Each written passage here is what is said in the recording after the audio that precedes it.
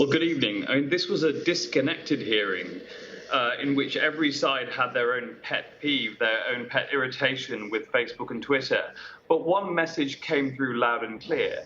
No one is happy with the social media companies, and no one is happy with the current legal and regulatory regime that governs them. Even for the first time, the social media companies themselves admitting that reform is now inevitable. Well, in your opinion, are Facebook and Twitter doing enough to combat misinformation? Well, I'm afraid their business model fundamentally rewards misinformation. Misinformation it's chewy, it's controversial. People that agree and disagree engage with it. And these are platforms that fundamentally rely on one thing. They want you scrolling down. They want you keeping yourself on the platform because that's how they keep your attention. And they keep serving you ads. 98% of Facebook's revenue comes from advertising. And that's how Mark Zuckerberg has made himself a centibillionaire worth $100 billion US. So as long as they can keep you on the platform, they will do so. And which content is most engaging? Actually, conspiracy theories are the most engaging of all. But things that get your blood boiling, the fight or flight reactions going. And that's why fundamentally, at the core, the business models are broken. The social media platforms know that as well.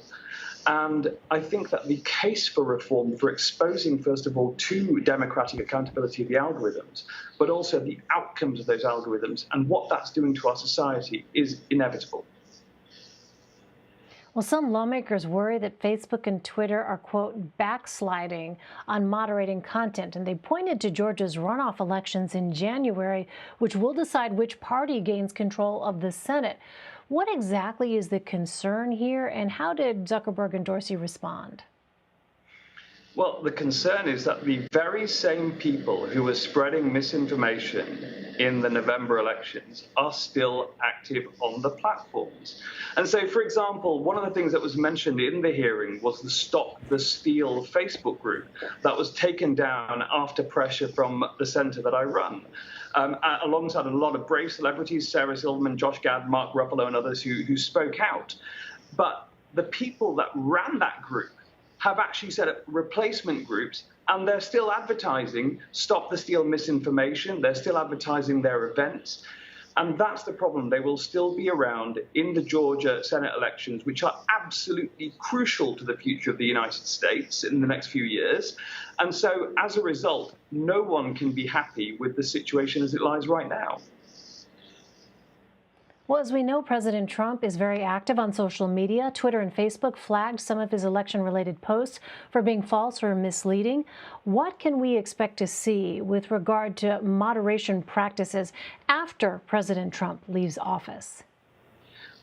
Well, I fear that nothing will change. If they think they've gotten away with it, that the small amount they did during the election itself, and having known for months in advance that this was what was going to happen. So the cheat by mail rhetoric had started in May, and we'd already identified it as being rampant in Facebook groups and on Twitter. We'd warned the platforms about it. We'd warned the political parties about it and said, look, this is a big issue for you. And of course, it ran all the way through. And taking a few small belated moves during the election itself, pretending that they had no idea that this was going to happen, that misinformation was some sort of surprise to them. Well, of course, we know quite the contrary, given what happened in 2016, 2018, has been going on in our society at large over coronavirus, over vaccines, which were two critical issues that these platforms should be talking about that really weren't raised enough in this hearing and will be raised, I think, in the months going forwards, that the case for change is absolutely unanswerable. And we need a credible regime that holds them to their responsibilities. Well, as we heard in the piece before you came on, both Republicans and Democrats want to reform laws that shield social media companies from legal responsibility for what people post on their platforms. Specifically, they're questioning the law known as Section 230. How does this law protect Facebook and Twitter, and what kinds of changes are lawmakers proposing? Well, look, Section 230 is over 20 years old. It's part of the Communications Decency Act. that was passed in the early days of the internet. And what it does now is it gives Facebook and Twitter absolute impunity from civil or criminal sanction for anything published on their website. And at the same time, it gives them a responsibility. It says that they should take the action necessary to moderate their platforms, and it protects them from any civil or criminal obligations when it comes to their moderation activity. So it's called the Good Samaritan Clause. The problem is the Good Samaritan is both greedy and lazy. And so what we have are these platforms in which they make endless profits and yet are unwilling to reinvest them back into proper moderation. And they're unwilling to open up their algorithms for democratic accountability to lawmakers, who, of course, are the voice of the people. And so this Section 230 protection, which has given these companies a chance to become beyond wealthy, and they admitted that themselves, that time is absolutely over. And the question now is not, will it go? The question is, what will replace it?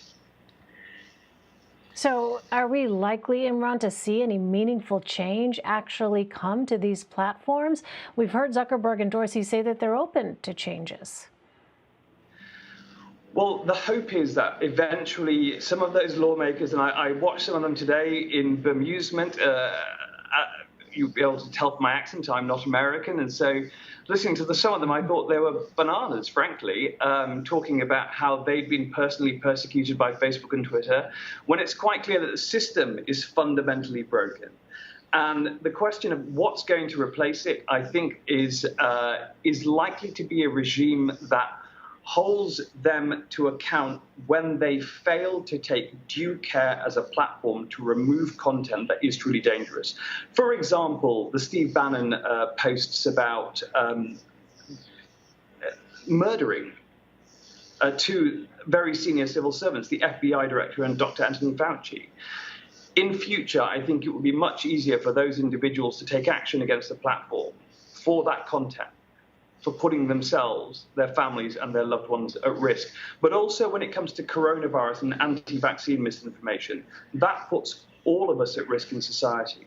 And I think the case for change, not just in the US, it's the UK, the European Union, all around the world, regulators and legislators have been saying we need to take action. The US has actually been blocking that action throughout the world, using its enormous economic power to do so. I don't think that will be true in future. Well, here in the United States, where there has been such deep division, even when it comes to an agreed upon set of facts, certainly these platforms are going to receive increased scrutiny here in the months and years ahead.